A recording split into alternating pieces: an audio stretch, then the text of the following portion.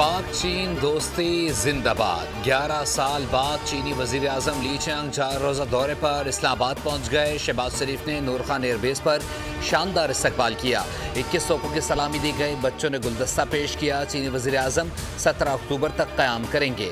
दौरे के दौरान इक़्तिसादी तिजारती ताल्लुकात और CPEC के तहत ताउन पर बात की जाएगी।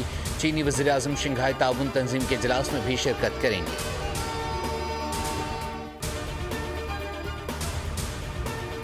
न्यू गवादर इंटरनेशनल एयरपोर्ट की तकमील वर्चुअल इफ्तिताह कर दिया गया।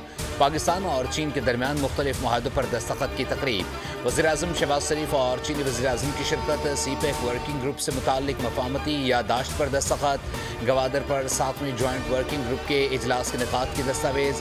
स्मार्ट क्लासेस रूम्स, इंसानी वसाइल की तरक्की, इत्तलात और मौसलात, करेंसी, PTV प्रोग्रामों, आबी वसाइल, मुश्तरका लेबॉर्ट्रीज़ के क़याम, ग़िज़ाई तहफ़्फ़ुज़ और सलामती के शोबों में ताउन बढ़ाने की दस्तावेज़ का तबादला किया गया।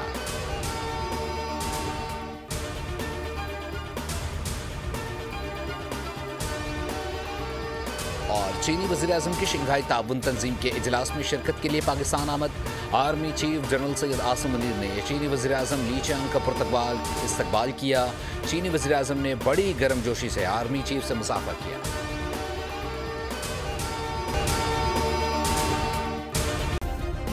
सब्सक्राइब करें और बेल दबाएं ताकि कोई खबर रह न जाए।